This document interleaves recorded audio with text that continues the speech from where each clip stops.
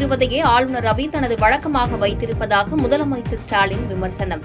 கடந்த ஆண்டு வெட்டியும் ஒட்டியும் பேசிய ஆளுநர் இந்த ஆண்டு பேசாமலே இருப்பது சிறுபிள்ளைத்தனமானது என காட்டம்.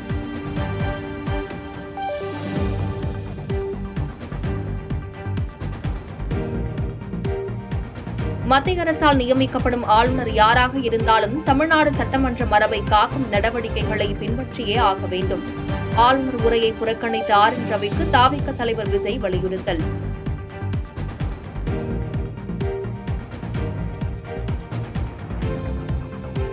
அண்ணா பல்கலைக்கழக மாணவி விவகாரத்தை கண்டித்து சட்டப்பேரவையில் இருந்து பாஜக எம்எல்ஏக்கள் வெளிநடப்பு. அண்ணா பல்கலைக்கழக விவகாரத்தில் சிபிஐ விசாரணை நடத்தவும் வலியுறுத்தல்.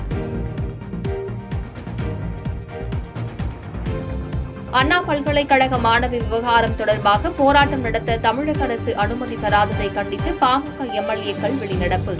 போராட்டம் நடத்துபவர்களை கைது செய்வதை கண்டிப்பதாகவும் ஜி.கே. மணி பேட்டி.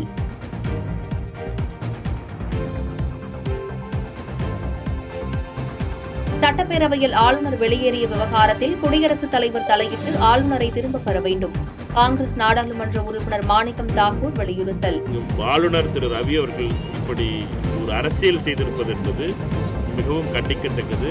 குடியரசுத் தலைவர் திரு மாண்புமிகு குடியரசுத் தலைவர் அவர்கள் இதில் தலையிட்டு உடனடியாக திரு ரவி அவர்களை பதவி நீக்க மீண்டும் அவரை தமிழ்நாட்டிலிருந்து திரும்ப அழைத்துக் கொள்ள வேண்டும்.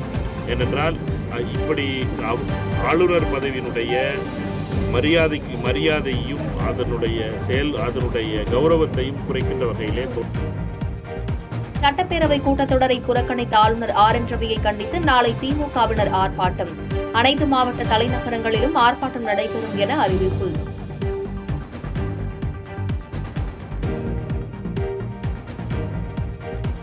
அண்ணா பல்கலைக்கழகத்திற்கு வரும் மாணவ மாணவிகள் அடையாள அட்டை வைத்திருந்தால் மட்டுமே அனுமதி.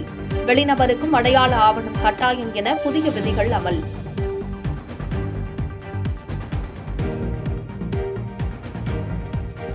செயற்கைக்கோள்கள் இணைப்பு ஒத்திவைப்பு. ஸ்பேஸ் டாக் வரும் 9ஆம் தேதி நடைபெறும் என இஸ்ரோ அறிவிப்பு.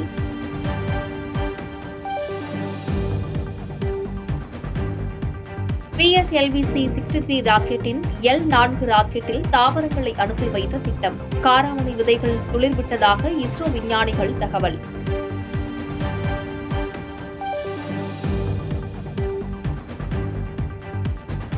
வீரபாண்டிய கட்டபொம்மனின் பெயருக்கு களங்கம் விளைவிக்கும் வகையில் சொர்க்கவாசல் திரைப்படத்தில் கருணாசின் கதாபாத்திரத்திற்கு பெயர் வைத்ததாக தொடுக்கப்பட்ட வழக்கு. மனுதாரரின் மனுவை மத்திய தணிக்கை வாரியம், டிஜிபி உள்ளிட்டோர் பரிசீலிக்க சென்னை உயர்நீதிமன்றம் உத்தரவு.